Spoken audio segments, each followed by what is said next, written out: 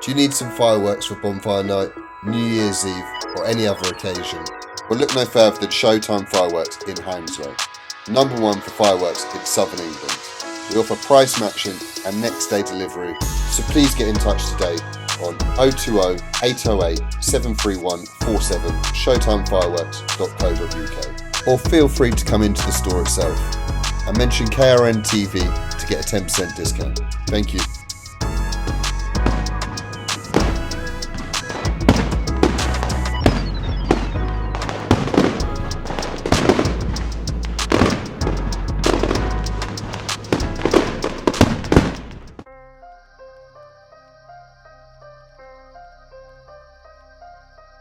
I had only just purchased a Rolls Royce, which is £250,000. One of my friends, he got jealous and he started plotting against me. He basically kidnapped me at the time at gunpoint. The police tracked my iPhone, my location of where I was at the time, and I was tied up. My hands were tied up. I had two guns to my head. One guy was drunk and he had a grinder, wanted to chop my fingers. They took £10,000 in cash off me at the time. My Rolls Royce they had at the time, and they took my watches. Knock on the door and get dragged out my bed and with guns and everything, saying like, you know, you're under arrest. This investigation took 2 years. I got interviewed 9 times, almost 2 years into my investigation. I'm driving my Ferrari and I get stopped. 9 or 10 officers stop me to come to seize that one Ferrari off me. He takes my car, saying suspected stolen. Next day, they go and crush the car. I make a case against the police officer and I sue him. So when he realizes he's in deep waters now, I'm taking legal action against him. He knew he's in deep shits. So what he does is manually overrides the CPS decision. It says no further action. And he charges me. They remanded me into custody. So I've got no solicitor, I've got no barrister, and I've got no case papers. Now I eventually got bail, caught the first business class flight out, and I fucking flew off to Dubai, mate. If I remained in the UK, they would have found me and probably shot me. So I thought the safest place to be and the safest country to be was Dubai. That's where I am today, mate. 4.5 years later, I'm fighting for my justice and I've succeeded in many ways since I've been away. There's 2 ways about it. Either lie in bed and cry and sob about it and rely on somebody else to come pick me up, or either get up and say, you know what, I'm going to go through a brick wall. I'm going to go through whatever obstacles are coming. And I refuse to give up.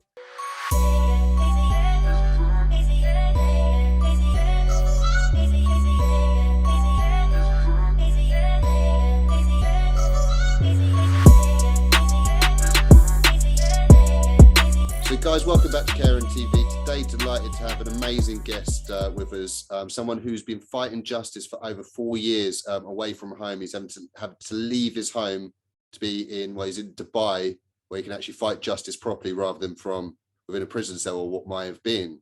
So today I'm delighted to have Zaid Khan with us. Zaid, thank you very much for the opportunity, brother. How you doing?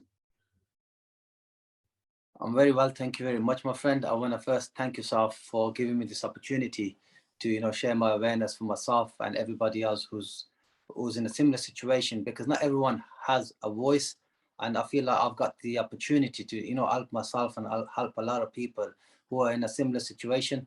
So I'd like to thank you for giving me this platform to, you know, share my awareness. Well, it's my pleasure, my friend.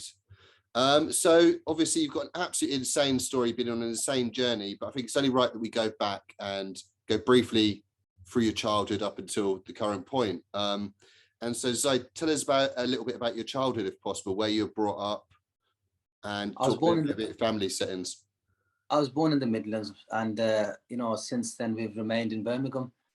We come from a Pakistani background. My parents originate from Pakistan, and they migrated to the United Kingdom, and they've been in UK ever since. And you know, we were born as a poor family background. We weren't no rich spoon-fed children. We had to, you know, have it the hard way. So then you know, I was schooled by my father, and my father has been my mentor, and I really appreciate what my father has taught me from a young age, and I cannot be more grateful. Absolutely. And so it was a real happy childhood, was it? My family's loving, and yeah, we had a fantastic childhood and upbringing. You know, even though we was from a poor family background, we were never like, short of anything. Whatever we wanted, our parents provided for us. So at the end of the day, I'm so grateful for that. Absolutely. And so did you do well at school, Zaid? In school, I had I was a clever kid in school, and even in college, I'd got 4 A levels. And after my A levels, I had a car accident, and I had to pull out due to my injuries I had from my accident. And since then, I just went, followed my father's footsteps and went into business. And my father had several businesses at the time, and I just put more interest in, doing practical work rather than going to a university. And that's what it is. That's what gave me the mindset of having several businesses and being successful, all thanks to my father. Absolutely. So you did very well at a young age. Was this the businesses you had? Were they your father's businesses that you worked within, or did you set up your own businesses? Originally, I started off with my father. I was helping my father on the weekends when I was in school and college. Then eventually, when I pulled out from college, I was helping my father full time. I didn't really understand the, the framework at the time, but when you put in the deep end, which I appreciate, you learn a lot more practical than what you could do written. And it's all about your mindset, my friend. And my mindset has always been that if you're going to do something, you have to be focused, and you have to, have a goal and set a goal. And my level of my goals have always been sky high. I never believed in settling for something less. I've always set a high challenge, and it's how I've always been. And I always believed in myself. And I thought, if I, in everything in life, my friend, if you don't believe in yourself, you lost the battle. So you have to be able to believe in yourself for you to achieve anything in life. Absolutely. And so what businesses were you in then, Zaid? My father originally had a carpet warehouse, and then he expanded it into a furniture and carpets together. And he's had that for many, many years. And after I pulled that from my father, and I had certain knowledge about businesses, I opened several businesses myself. I opened a beauty salon for my partner at the time, which has been a successful business. And that's still currently, she's doing really, really well with that. And, credit given to her. She's put all the efforts where Yeah. they need to be going in. And after that, I've had a limousine company. I had a car hire company, a chauffeuring company, which was based in London, where I had the contract for Alan Sugar, Cheryl Cole, all the apprentices. Is one of the Fantastic. largest based companies in London at the time. I had several cars. I had that which was also successful. And after that, I had a tire garage, which was the biggest tire garage in the Midlands. So whatever I'd done, I believed in being the best and the biggest, and I put my heart and effort into it. And my mindset has always been that we have to do this correctly and do it so you win from it. And that's how I've always been, my friend. And at the end of the day, I recommend anyone else doing the same to basically be the same. Absolutely. And so did you get in any trouble growing up at all, or any trouble with the police, or any stuff like this, like up at these points of growing up, or not You know, really? my first ever time I got in trouble with the police, I was generally an innocent man. I was actually convicted for a small petty crime, and I actually never done it. I had my teachers saying that I was in school at the time, so I can't have been at two places at the time. But I put my trust into my solicitor at the time, and I thought I've got a solicitor, mate, and I'm with the safest man in the world. He would protect me. But the knowledge I have about solicitors now is different to what I had 20 years ago. And, unfortunately, I got convicted. I got a slap on the wrist for that, but I got convicted due to the negligence of my solicitor at the time, who didn't fairly, basically, do his job properly. And he basically, at that time, went for the financial gains for himself and threw me under the bus, which I didn't understand the framework at the time. That the solicitors and the barristers, their basically loyalty is to the crown. Obviously, you don't know these things unless you start studying and looking into them, which coming years on now, I know it like a book. I know everything about the law and the solicitors and the barristers, how they operate. So that was my first conviction, and ever since then, I've been a clean man. I've just been into businesses, and I've always been into making money. And that's what my mindset is. I ain't got no bad habits. I don't smoke. I don't drink. I don't gamble.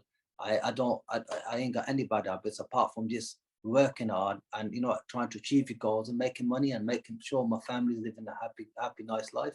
Because I don't want my children or my family to go through the poverty that we went through when we was younger, because we had it hard. You know, we weren't spoon-fed children. If we wanted something, we had to go and work for it. And even if it meant that it took a year getting to what we wanted. So I just want to make sure that my children don't have that, and make sure that they appreciate what they're getting now for it. So, but unfortunately, my last 5 years have been a roller coaster, you know, which I had to handle all myself. And so going back slightly, obviously, like you said, you were very successful, and congratulations, all these businesses and entrepreneurship, and you're able to get nice house, cars, and all this sort of stuff, weren't you? Mate, my only hobby was nice house and a nice car, and a nice family, which I was blessed to have anyway, even without the money. But I've also had hobbies like flying planes. So I started basically taking flying lessons, and I graduated as my PPL, my pilot's license. This was many years ago. I just done that as a hobby, which I would have continued had I not been in the situation I'm in now. So I've been flying in Dubai, as you can see. You've probably seen a video on social media when I was flying over Dubai. Awesome. And talk to me about any problems that sort of came along with being massively successful at a young age. Was there much jealousy among your peers or anything like this? Wasn't there an instant where you got... You know, my biggest fall, I would say, was when I come into the press, into the limelight with the media. They love to take you up, and then they're very, very fast to dropping you as well. That's when I noticed a lot of jealousy, because a lot of the stuff I had before, nobody kind of knew that I had. So there was no jealousy there. Nobody kind of knew that what cars I had, apart from my neighbors, or what house I was living in, till it come into the news. And only then it's like you realize your own people are the ones that are plotting against you. And I've seen a lot of that in my last 5 years, where your own people who are fed, who I've chilled with, who I've hung about with, gone on holidays with, lived with, were the same people, nice to your face and really backstabbing you, because they don't like to. The thing is, everybody wants you to win, but nobody wants you to be better than them. And the people around you, if they're toxic like that, you need to get rid of them. Yeah. You need to just avoid them at all costs. 100%. So yeah. And you see a lot of that. Did you have any sort of problems where people would be asking you to borrow money when they realize how wealthy you are? Or did they have people trying to steal off you and stuff? This was prior to obviously having to come out to Dubai. Yeah, at one point I used to basically, I wasn't an outgoing guy. I don't like going clubbing. I don't like, hanging about with any people who are smoking or drinking. It's not my cup of tea. My friends are all businessmen and basically successful in many ways, whether they're in UK or whether they're overseas. And I basically respect, no matter who you are, what you're doing, as long as you're doing some type of hustle and you're basically working and basic grafting and putting your time and effort into it. I respect that. So at the end of the day, whatever you are, I support whoever does that. But it came a time that I was basically hanging about with like 4 or 5 people. My circle is small. I know millions of people, but I will pick and choose who's going to be around me and who I see or who I speak to. And there was a time that I was hanging about with a family friend of mine at the time. I had only just purchased a Rolls Royce, which is £250,000, and it was cash paid. And I was in Miami when I purchased it. I was on holiday, and I purchased it over the phone. And when I come back, I went and collected it. And one of my friends, who was a lot older than me, and I know fairness, I respected him at the time due to the age and everything. I was brought up to respect my elders. He got jealous and he started plotting against me. And he basically succeeded in kidnapping me and tried to take my assets and my Rolls Royce off me at the time by luring me into a trap by calling me on a dinner, which I attended with my car a day after I purchased it. And he basically kidnapped me at the time at gunpoint, tried to shoot me with 4 or 5 people, friends from the team, but they tied me up. And Yeah, it's in the papers. So if you I Google see it, the headline of it. Yeah. at the time, basically, you know, I was training to be a pilot at the time as well, and they never liked it. He used to come into my house, which I've got a beautiful house with a swimming pool in there and everything. Because at the end of the day, I spend most of my time at home. I got an indoor cinema, jacuzzi, and an indoor pool. So you know, I invited them, gave them the respect. We were eating from the same plate, but you know, this dirtiness doesn't really last, does it? You know, at the end of the day, you can take something off somebody, but you know, it doesn't last. I'd rather earn something that will last you a lot longer than where you just taking something off somebody and you've 100%. lived the high life for a couple of days, but it's not yours. You will never sleep knowing the fact that you've earned for it. I'd rather go buy something for £10, but knowing that I've earned for this and it's mine and I can sleep in peace. But these guys, you know, they tried it and their attempt failed, where they got caught red-handed. I didn't turn up at home. My wife at the time was pregnant, about I think 8 months at the time. She was concerned, so she basically tipped off the police that my husband hasn't come home. And what triggered everything off? They wanted my watches. I had a collection of watches at home, all my Rolexes. So the guy who kidnapped me, told me to phone home to tell my family to put my watches out in the bag at like 3 o'clock in the morning. And my family knew that I would never ever ask for my watches at 3 a.m. So they were a bit concerned, and there was alarm bells ringing at the time. So the guy who was sent to collect my watches, he turned up with a balaclava.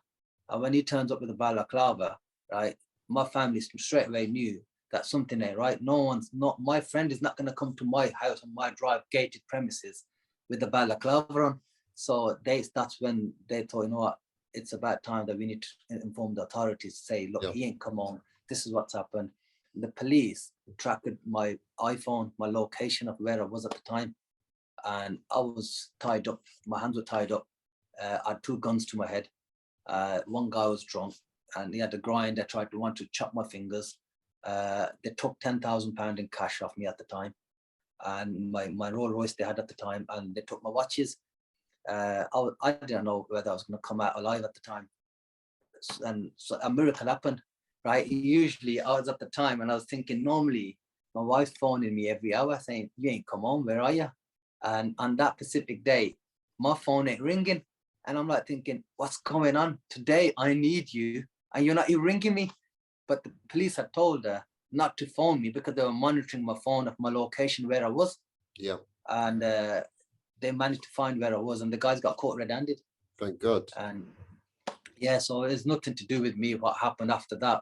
But they got tucked away for a very long time, but which I basically played no part in whatsoever. They got caught red-handed at the time, so that was that. But it just goes to show me your success does bring a lot of hate and a lot of greed, and you create a lot of enemies as well. Absolutely. And so then talk to me about when, obviously that was a horrific incident, but talk to me about when sort of things started going wrong and which led to you obviously having to flee the country. So talk to me about was there alleged number plate fraud? The police said you. You know, it's funny how I got convicted for this number plate fraud. I purchased a number plate from a legitimate number plate trader, right?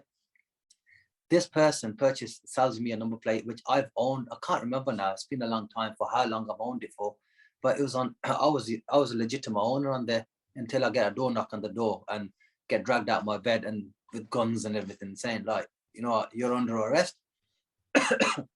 Yeah, so that's where my investigation started. This was in 2016, believe it or not. Yep. I got interviewed 9 times over a period of 2 years, which I found quite ridiculous and bizarre because it doesn't take that long. So I come to a point, I was getting really frustrated and pissed off. I was telling them, either fucking charge me or either let me go. There's an officer that was in charge of my case, was DC Rob Piper. This guy is a fucking mole, right? This guy, he was the head of pedophiles. He basically stepped down from his position. So I started giving him a hard time, saying to him in interviews, I said, forget you interviewing me.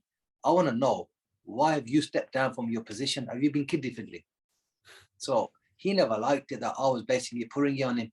So he's become personal with me.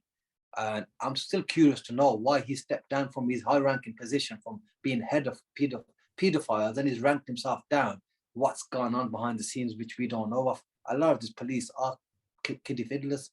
A lot of them are. They are good, some good apples in the force, but majority of them will put a blind eye to all the corruption that we are facing, which makes them just as bad. So this investigation took 2 years. I got interviewed 9 times, where in all 9 occasions, the prosecution says NFA, insufficient evidence. So he's getting pissed off. He's probably getting told off by superiors that, look, what's going on, right? You either need to charge him or not charge him. So at this moment, I'm driving my Ferrari, and whilst my investigation pending, he was well aware of my Ferrari at the beginning of my investigation.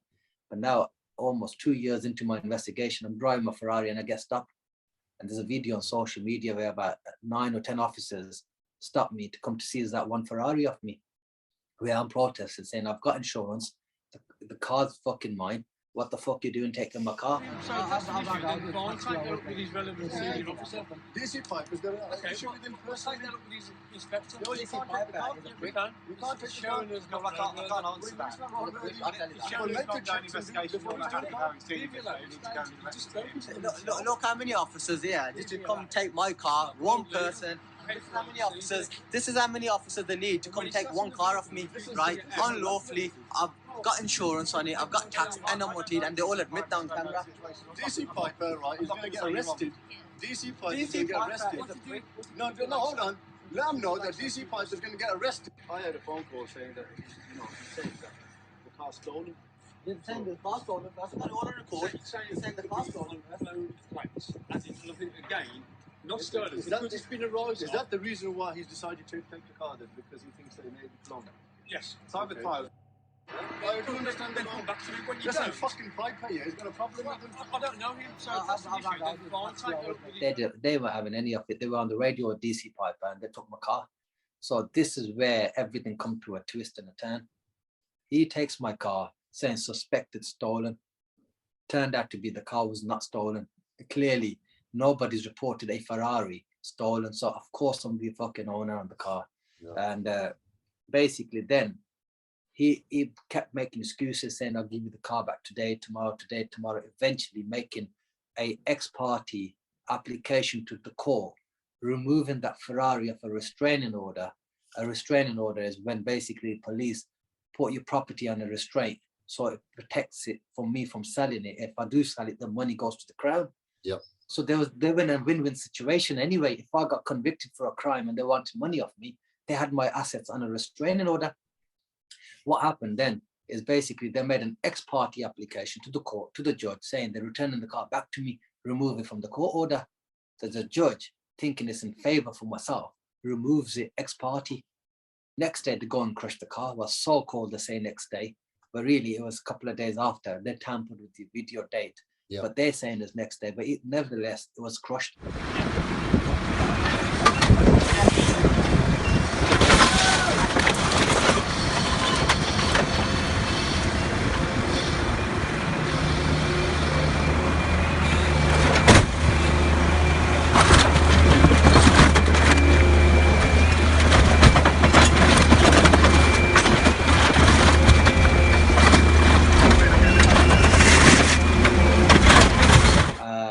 Then after crushing it, they tell me we've destroyed the car.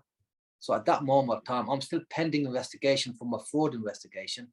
And now they destroyed my car.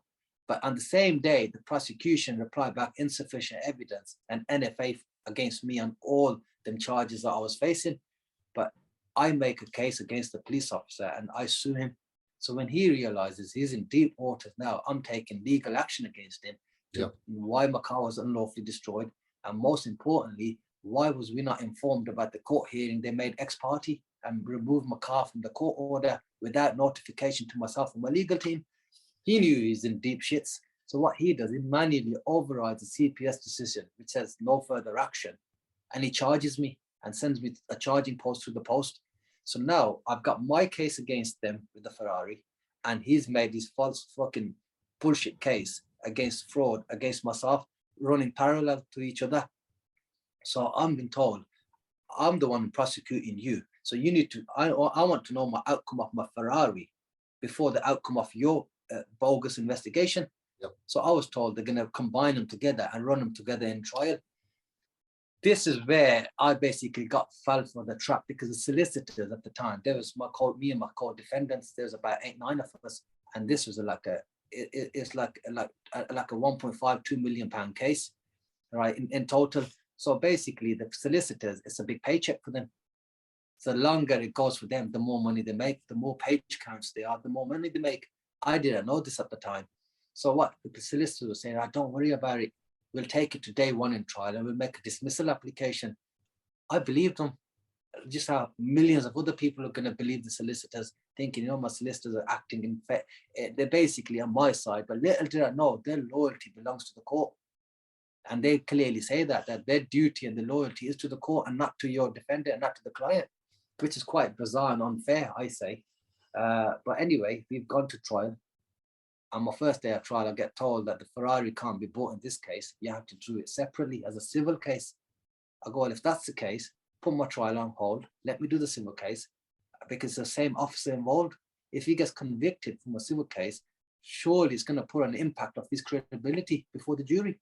He cannot be the officer in my case. I'll put a complaint against him, right? So you either need to set him aside, get another officer to replace him. Yep.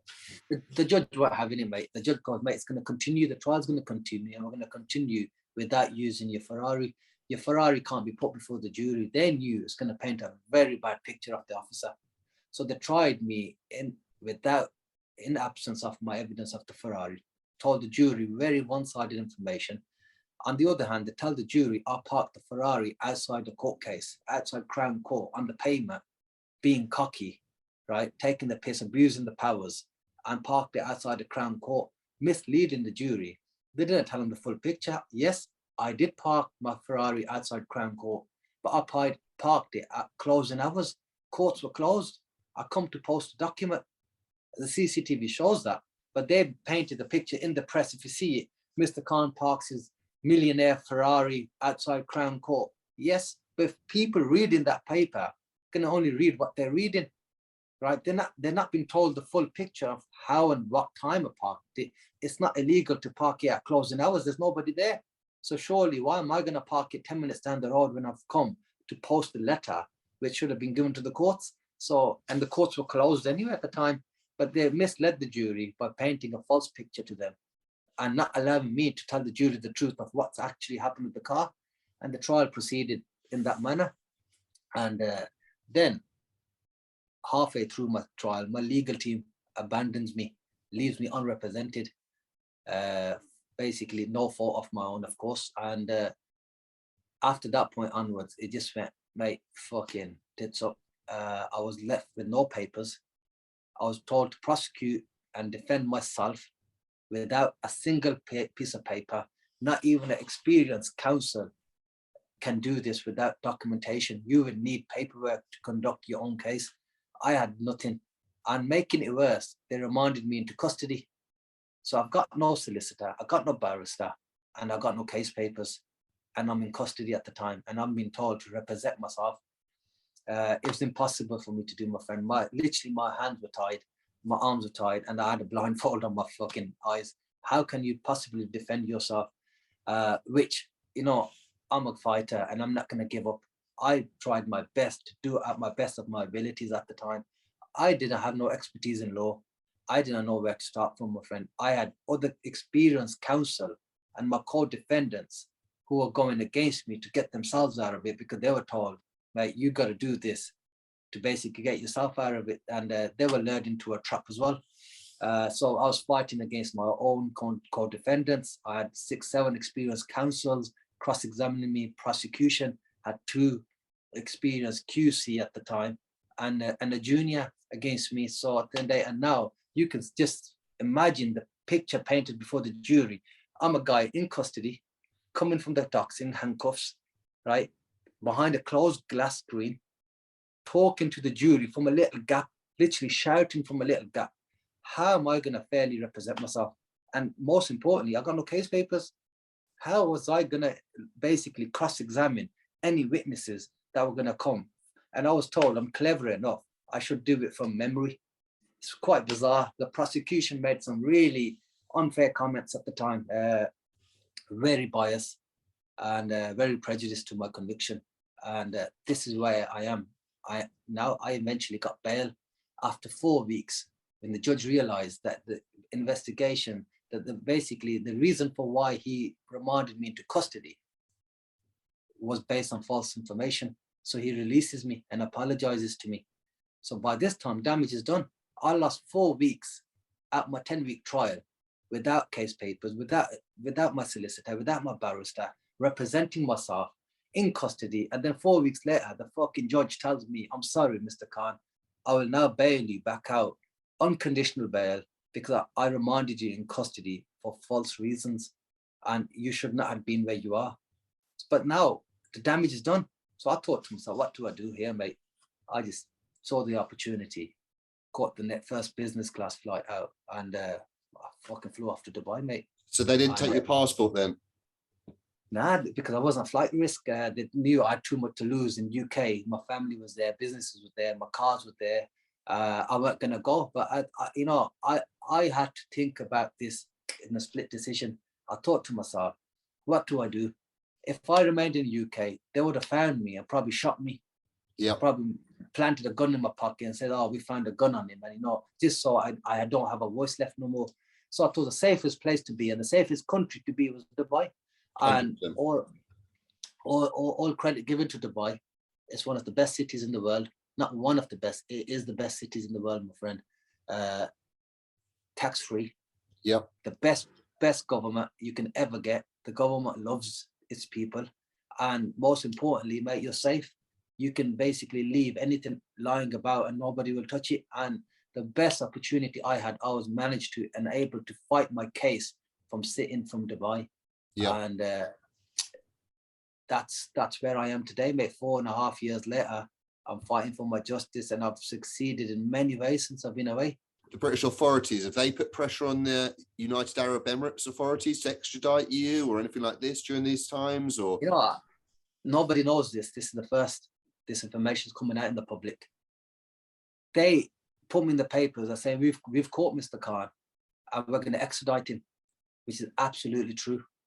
They located me and they basically, the Dubai police blocked me off. I was driving on Sheikh Zaid Road and they blocked me off. Believe it or not, I was going to a Migos concert. I was invited as a VIP guest. Yeah. And they blocked me off on the Sheikh Zaid Road and they took me into custody and I didn't see daylight for 3 months. They were going to extradite me back. They got the UK police have got an extradition request and we're going to extradite you to UK. At that moment, I'm not going to lie, I thought game over. But that's when I thought to myself, I'm not a guy that gives up so easily. I'm going to fight this to my last breath. And I'm innocent.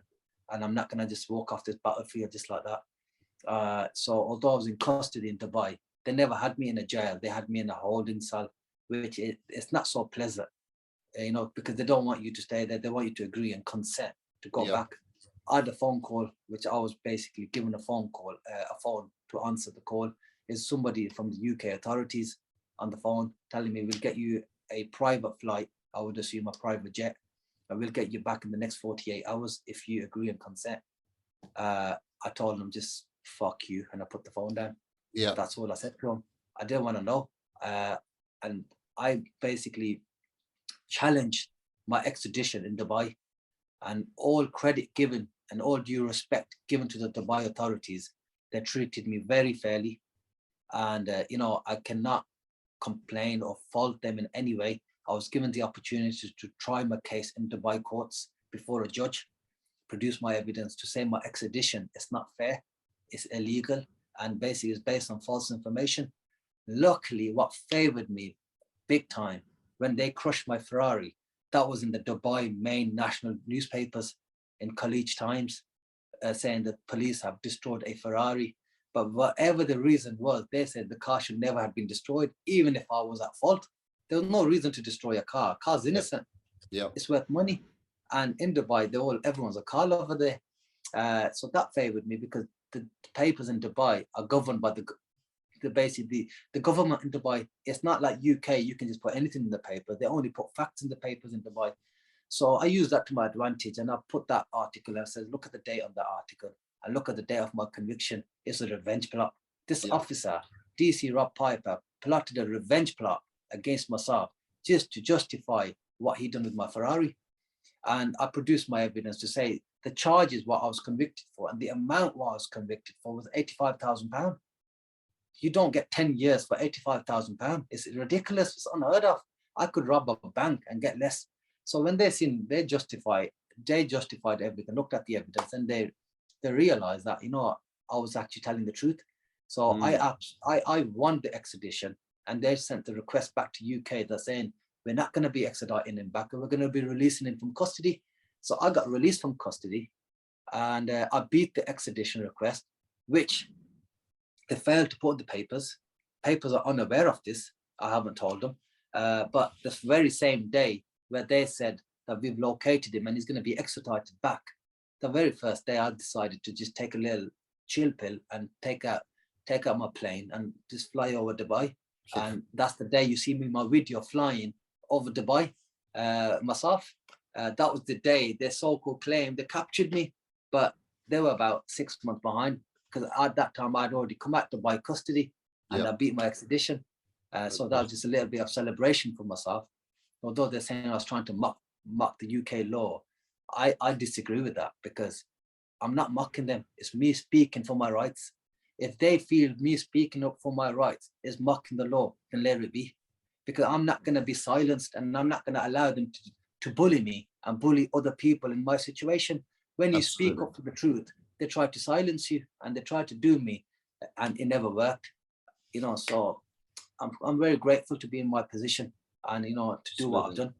And so talk to me about the current state of your fight for justice then. Where are we currently? What's been going on in terms of appeals? You managed to get cases overturned, the Ferrari case, house repossessed as well. There's loads of stuff. Don't forget, every day has been a challenge. When you're on the run, I'm living as a refugee in another country. But, you know, I'm so blessed to have certain friends around me and certain people who my circle is very close. But I've got some really, really good friends around me, and some are in Dubai and some are in UK. I don't want to mention no names, but these people know who they are. And I sincerely, you know, appreciate your presence in my life, because you guys have been there, my backbone of who I've become in these past 4 or 5 years. Because I've seen a lot of people turn their numbers off on me thinking, he's finished. He's got 14 years in jail. You know, he's never going to come back out of this. He's a dead man walking. Right, and a lot of people, when they realize they can't benefit from you no more, distance themselves. But little did they know, I grew and grew and grew in the last 4.5, 5 years. From where I was, I'm fucking up there. And, you know, this is, first of all, you know, I gotta appreciate the blessings come from the one above. I'm a strong believer in my faith. So everything that happens, what I've done and who my friends are, has been a blessing, because God's wanted me to meet certain people. God wanted me to be where I am. God wanted me to be in this interview with yourself. You know, so everything comes from God, and I'm a strong believer in that, you know. But my journey has not been easy, but I've shined like a diamond because of the people around me. Because, you know, diamonds are formed under pressure, and that's one thing I work at. Under pressure, I work at my best. That's when people's mindset stops thinking. That's when mine starts working. And I've been a genius at doing that. And then they, you know, my mindset's been strong. I did not let them break me or fold me. They tried their best, tried to, you know, character assassinate me in the papers. They tried to, you know, intimidate my family by gun policemen going to my house. I've got a video where about 22 police officers with guns intimidating my tenants numerous amount of times, just so they hurt my pocket, just so they can stop my means of income. So I don't know how to, so I can't survive. Let me make one thing very, very clear. I've lived my best life in the last 5 years while I've been away. I've lived better than certain celebrities, not because I financially funded it myself. It's because of the people around me. I can ask for a Bugatti with a click of a finger because of the people around me. You know, if I want a Lamborghini, if I want a supercar, if I want a luxury car, I've got a close brother in Dubai who's got a showroom full of these right? And I recommend if anyone's going to come to Dubai, luxury supercars, Dubai.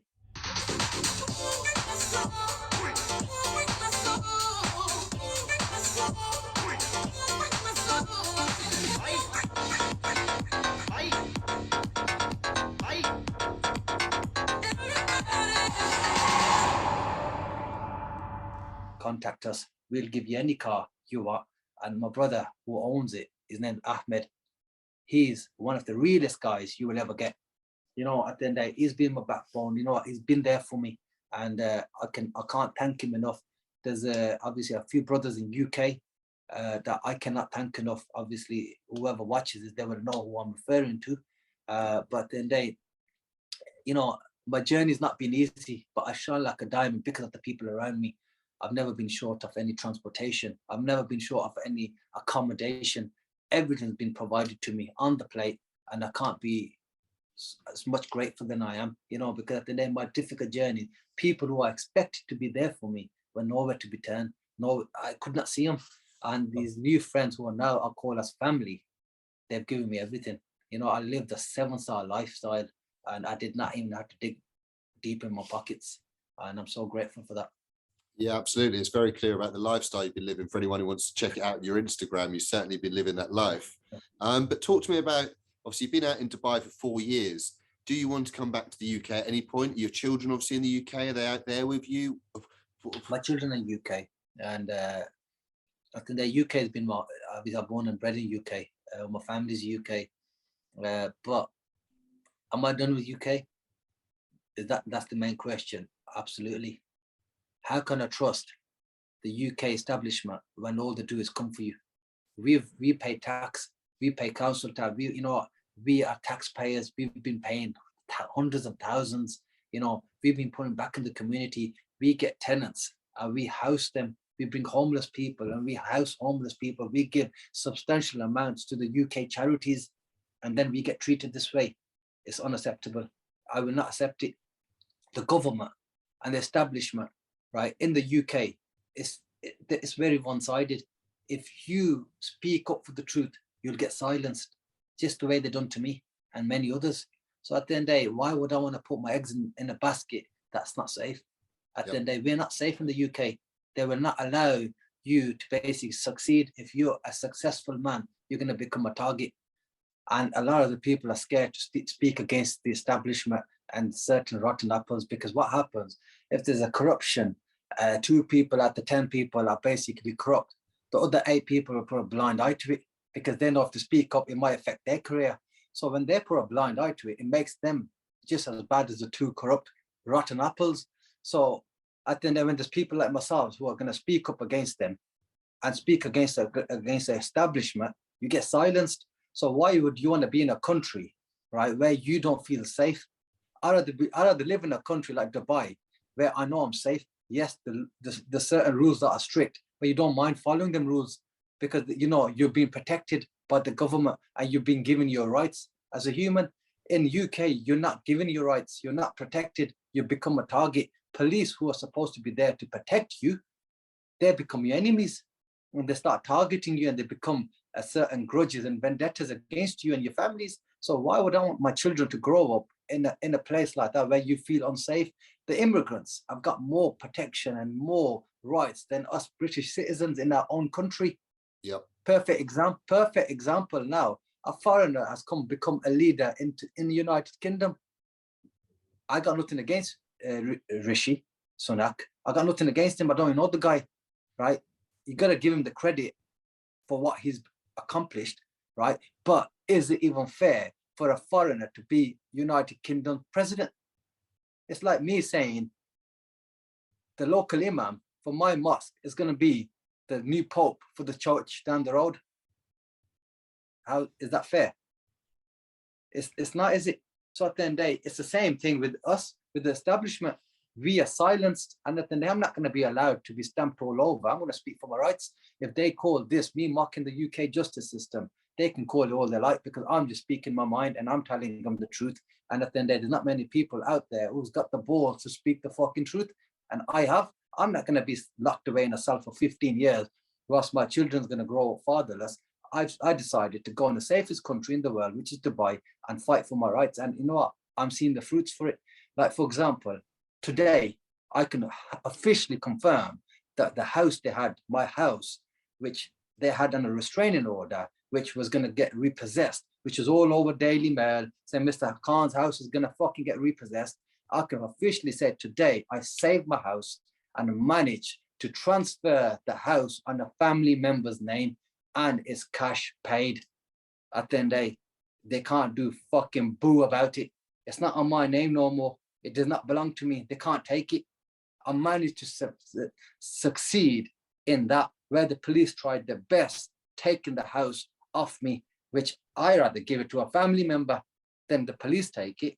You know, so I think that I can officially say I accomplished my mission today and I succeeded. It's why this interview didn't take place yesterday. It was took place today because I was waiting for this news to be broken before I can officially tell anybody. And you're one of the first media platform guys who've been notified about this. And it's a big relief. And I thank God firstly for this, because, you know, this house was my family's house. At the end of the day, you know, it was their backbone. And at the end of the day, you know, had it been lost and the police had unlawfully taken this house, just the way they took my Ferrari off me, it would have been devastating. But I succeeded. And the person who's going to be having sweet dreams today is going to be DC Rob Piper. And I wish him all the best. If he needs any sleeping pills, I can send him some, because he's going to need them. And so talk to me about you've obviously got justice. What about the Ferrari? Have you got the 200 grand that they owe you yet for the Ferrari? I managed to be away and been able to speak for my rights. I managed to basically successfully proceed with my civil case against the police. I've taken them to court. It's quite impressive when I look at my documents. It's me versus the police. I've taken them to court. Normally it's the defendant versus, is it the Regina? Normally that's what it is. Yeah. Well, now Zaid Khan versus DC Rob Piper, Chief Constable. So it's quite, you know, interesting to see tables turning. I've taken them to court, and they made an application for a dismissal, which at the end of the day, you know, the honorable judge ruled it in my favor. And at the end of the day, you know, not every person, you know, is basically a rotten apple. There's some people out there that are good within the establishment and do treat you fairly. And in this situation, I had absolutely that. I'm very grateful for the judge I had. It was a she, and she basically looked at the case thoroughly, and she favored it in my favor, where the police were making an application to dismiss my case, saying it's a bogus application. The car didn't belong to me. I wasn't insured on the car, and the car wasn't road legal, and it wasn't road worthy because it was a category B. We challenged it, saying that you're making a premature application without giving disclosure, and it should proceed to trial. Why are you avoiding to go to trial and give me the disclosure? The judge ruled in my favor, looking at the evidence, and confirmed that I was insured on the car. The car did belong to me, and I was a rightful owner because it was on the police PNC records as me being the owner, and DVLA records as me being the owner. And she also confirmed from looking at the expert reports that the car was perfectly road legal, and there's no reason for the police to do what they did. So she dismissed the application and ordered the police to pay my costs within 21 days, which last Friday I received them. My solicitors received the payment from the Chief Constable of West Midlands Police of my hearing that they lost, which was, I think, £12,000 or something, whatever it was, which has been paid into my solicitor's account successfully. So they've had a big blow, an embarrassing blow to the Chief Constable of West Midlands Police, where they paid me last week, which surprisingly the press have not picked it up at the moment. And they've been ordered to go to trial, but they don't have a leg to stand on in trial. How are they going to go to trial when the judge has already ruled that I was insured on the car, and that's the only argument they've got? So they're kind of snookered now. They're going to make me an offer. Behind the scenes, they are making me like deals which I'm not going to accept. It's not about the money for me. It's the principle. It's what they put me through, what they put my family through. So at the end of the day, it's not about the money. I'm going to take you all the way, and I'm going to make sure that officer in charge gets disciplined and he gets the treatment what he deserves. Of course. Well, I pray that comes. And most importantly, what about the getting the fraud conviction overturned. How could you go about that? So obviously, I'm guessing you must have had the appeal a few months after. That went the wrong way. Did you go to? Is there what? No, nothing at all. Nothing. What happened when I absconded? But as you call absconded, I say I was basically kidnapped and wrongfully imprisoned for the 4 weeks, because that's kidnapped. If you're not consenting and giving anyone permission to lock you up, then that's kidnapped. I've not consented. I've not agreed for them to remand me into custody, and then 4 weeks later allow me out, saying they made a mistake. I lost 4 weeks unrepresented, without no case papers. Damage is done, my friend. Yep. How you expect me to basically, fairly represent myself before a jury? It was blatant. The jury was going to convict me based on the information that was provided to them, and I was basically given no information to support or defend myself, other than saying you can just speak what you can from memory. Zaid, I know what it must be like. You're fighting a losing battle in a trial anyway, with the best lawyers and best silks ever. So not having any of that, not having any paperwork, you are literally done, especially if you're not super experienced in the court systems, which you weren't, because you hadn't been for a life of crime or anything like this. You're a legit businessman. Anybody would have done what I've done. Anybody would have basically escaped for their life, ran for their life. That's exactly what I've done. It just happened to be when I've been in Dubai, I've mingled with the best names out there, which we'll get down to in a bit, right? But the biggest names out there, and that just happened to be my luck. But that doesn't mean that I was there under a palm tree with them, a mojito in my hand every single day. I was basically blood, sweat, and tears, sleepless nights. I know what I had to go through. I know the panic attacks I had, anxiety I went through. I can imagine you had very tough time being away from your family, of all these worries on your head, not away from your businesses. They're trying to take everything you've worked for all these years and your life. So I can understand. They tried to break me. Look at me. I look the best ever. I was not going to allow them to sit and break me. At the end of the day, my mindset was so strong that I challenged every challenge I had face to face, and whichever challenge I come across, I adapted to my problem instantly, and I become the problem. And then I thought, I'm going to challenge it. How am I going to challenge this? There's two ways about it: either lie in bed and cry and sob about it and rely on somebody else to come pick me up, or either get up and say, I'm going to go through a brick wall. I'm going to go through whatever obstacles are coming. And I refuse to give up at the end of the day, because when somebody is not in the wrong, you're going to have a voice. You're not going to be you're not going to let no one intimidate me. I weren't going to allow it. So I done what any genuine natural person's instinct would allow them to do. Well, I haven't got that option because they've taken my passport, unfortunately. But my friend, I told you, the main key and the root of the problem is your solicitors. Of course. If your solicitors is not on your side, you're on a losing battle, because you have to then fight your solicitors, then fight the other people, and fight your case. In my situation, when I was basically in that, I knocked many doors. I went to several solicitors. I went to solicitors who I knew, right? And they basically, because they knew they couldn't financially tax me. That's the words I'll put it in, because they knew I was too smart. They knew they couldn't take me for a ride. So they tried to avoid doing my case.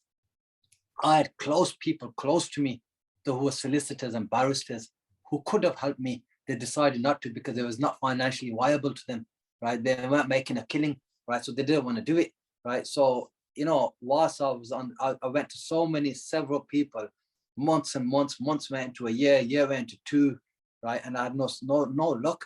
And whichever one I went to, they just basically wouldn't want to look into your detail of my case. Just remember, the best person in your case and the most knowledgeable person is yourself. You're the best QC. You're the best barrister and the best lawyer. If you blindly rely on your solicitor, mate, you're a dead man walking. They will fuck you up. I'm telling you this from experience, and I'm telling everybody watching this, do not rely on your solicitor or your barrister. 100% corroborate what you're saying, because I had it where I found hundreds of mistakes that the barristers and solicitors never made. Not making any fault towards them. The solicitor did a good job, the barrister could have done better. They're gonna look at your document. They're gonna scan. Mate, I've got one twice the size of that just next to me. It's crazy. Mate, this is my Netflix's screenplay, Right, Talk to us about that. Talk to us about that. Then you can't. Let's tell you a bit at a time. So basically, they're going to scan read your documents and just look at the points, and they say you ain't got a leg to stand on, my friend. I went through my documents page by page. I got videos and photographic evidence of me sleeping on my bed at 5 o'clock in the morning, exhausted, thinking, you know, what have I been put in, and how am I going to get out of this? And I knew it's only myself that can help me get out of this situation. My appeal now has been submitted. I've got one of the best legal teams in the country, because I went through so many and I knew where they're coming at. Everyone was after this. I come across a legal team through a recommendation of a friend, right? And I managed to basically secure one of the best legal teams in the country. And, you know, I got to give them the credit. We worked as a team. All of us worked as a team, and we have produced one of the best documents. And now that's been in the Court of Appeal. The judge is currently looking at that. My appeal is one of the biggest miscarriages of justice in the UK history at the moment. And soon we're going to hear the news at the end of the day. And I am very confident that any honorable judge that looks at my document has been prepared by a highly reputable counsel, right? And at the end of the day, he has said in his 35-year career, he has not seen anything like this. And his word means a lot, because at the end of the day, it's a normal appeal is like 4 or 5 pages. Mine's, I think, like 65 pages or something like that. It's ridiculous, outrageous with the information that's in my appeal, which is agreed facts. There's nothing based on assumptions. And my appeal is now in the Court of Appeal, and I'm just waiting for a decision to be made. I can get a decision in a week, 2 weeks. It's pending in the next couple of weeks, guaranteed.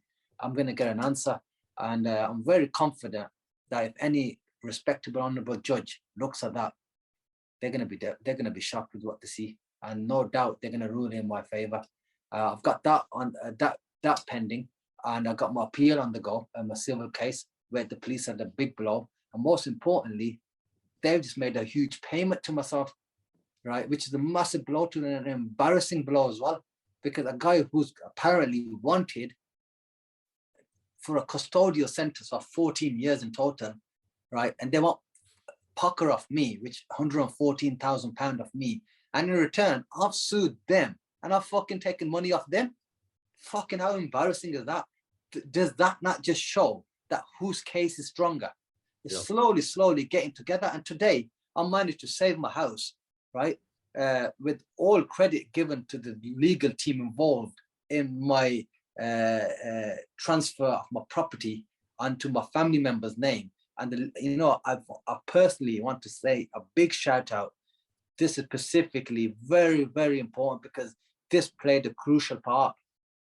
If anybody wants to use any solicitor's firm, right, in conveyancing solicitors, the best solicitor's firm that I've come across and my basic family member has used in basically saving my property and transferring it onto my basic family's name, it's a firm called Jacobs Law Firm, based in Birmingham on Soho Road. That was one of the best firms I've done any dealings with in many years. The person who I specifically dealt with there, and my basic family member dealt with, was a person called Anas Safia. He updated us in every little movement on a daily basis and kept it very professional. I know, respect to the firm. At the end of the day, I could have not done it without a legal team on board like that, because my family members who use that firm of solicitors to the conveyancing to transfer the property successfully on their name, they played a huge impact. I had another solicitor's firm based in Manchester, which was Tucker's. I personally basically know one of the partners in there, and the guy again played a fantastic role in saving my property. And at the end of the day, all credit given to these guys. And if anybody wants any assistance in any legal formalities or anything, I can guide them to the right track. I can guide them to who to basically approach. I can guide them to who not to use. There's certain solicitors I don't want to basically say on here, because I don't want to give them the publicity, but there's a lot of solicitors that I will never even bloody send a dead sheep in, right? Because they'll fucking slaughter even a dead sheep. That's how bad they are. But at the end of the day, I'm on a winning road, my friend. I've come a long way. And at the end of the day, I can't be any grateful for the position I'm in currently. At the end of the day, I've had a difficult time, but I've used this negativity into a positive situation, and I've made the best out of it. And at the end of the day, I made a movie out of it, my friend. And when I say a movie, I fucking mean it. Here's a screenplay of Netflix, right? It's 110 pages, right? And this is start to finish. After the day I basically left UK and basically went into Dubai, and my custody period in Dubai and UK, everything is going to be documented into a documentary. And I made a movie out of my life. So when I says to everybody, I'm going to make a movie out of my situation, I fucking meant it. And here it is today. I'm in progress, work in progress. So watch this space. At the end of the day, you know, it's your mindset, my friend. It's what you basically gonna willing to accept and how you handle. Everyone has problems. I've had many problems. Even in my 5 years I've been in Dubai, I've had problems. It's how you handle a problem, what makes you a man. Changing diapers and nappies at home does not make you a man. At the end of the day, you know, it's helpful to do that. But on the other side, on the flip side of it, when shit hits the fan, how you handle your problems is what makes you a real man. Because there's not many people out there that can handle a problem or handle pressure. And just remember, diamonds are formed under pressure. So at the end of the day, you know, that's how I put myself, and that's how I've always been for a long, long time. And I say this to everybody, do the same. You know, never, ever settle for any less than what you're worth. No, absolutely. Well, I'd like to congratulate you on your determination going through these tough times, away from your family, in a foreign country. And yeah, I'd like to really congratulate you of your persistence and still fighting for justice all these years. Incredible. So yeah, well done on that. And hopefully you sound like you're close to the finish line. Hopefully you can get these things over the line and then come back to be with your family. I definitely will come back. Whether I stay there or not, that's a separate question. But at the moment, I'm gonna keep fighting till my last breath. And if anyone, if anyone's in a similar situation, first of all, don't rely on your solicitors. Always put your effort into it and prepare your case and give it to your solicitor and say, this is my basically template, and this is what I want you to do. Give them a task. If they can't fulfill your task, then get rid of them. Always, when you're coming down to solicitors, look at your solicitor. Look at the team of who your solicitors got around them. Look at the clerks they're using. Look at the secretary they use. Look at the barrister they use. Are they using a rejected, dated barrister that's been in practice for 50 years and he's come to his end of time? He's 70-something years old, right? And his blood is just in for the last bit of bread. He's making a bit of crumbs, right? Are they using a proper experienced, young, active barrister? Or are they using a dated guy who's on his last couple of lifelines? So at the end of the day, all these are things to take into consideration before instructing any legal firm. There's some legal firms that are really, really good out there, but there's some out there, they're just in for the financial gains, and it's a dog-eat-dog world. A lot of the people are doing exactly that. So, you know, a lot of the people don't realize, they think I've got a solicitor because he's a friend of a friend or he's my family. But mate, in this field, there's no family and there's no friends. They will fuck you, mate. If they take a big case and they got basically a big paycheck coming, they're never gonna let you win your case in the police station when they can make £200,000 in trial. Why are they gonna settle for £5,000 in the police station when on the other hand they can take it to trial and make £200,000? So ask yourself, this is common sense. Are they really going to side with you and get your case dismissed? I've had lots of friends that say, oh, we've had a result, we've just dismissed basically a driving matter. That does not make you solicitor a good solicitor if he's dismissed a driving matter, because driving matter, they're getting pennies. Of course. What's a real challenge is when a solicitor's firm has got a multi-handed fraud case or a murder case or a drug conspiracy case where they're going to make £250,000 in trial, and they dismissed that case in the police station where they've accepted £5,000 as the fees. That's when I say that firm of solicitors is a genuine and an honest and a reputable firm. But you're not going to get one of them unless you speak up and be in control of your case, and you've got every right to do so. No, of course, the good teams few and far between. But I think so we've come to about an hour mark now. So I think there's probably best leave it right now where we are at, And I think we should come back and do a live in a few days' time, and then people can put any questions in the comments below this, and any live's always better, my friend. Yeah, I agree with live. Live's always better because you got multi different people giving you different questions, and at the end of the day, you know, that's always the best. perfect. And at the end of the day, you know, you get put on the spot at certain points. Some people want to be cocky with you, so it be quite a tasty interview, and I'm up for that. Perfect. So guys, what we're going to do, the live in a few days' time, anyone who can't be present during the live, write their questions in the comments and I'll ask them, aside from anyone else on the time. But where can people reach out to you as well on social media, Zaid?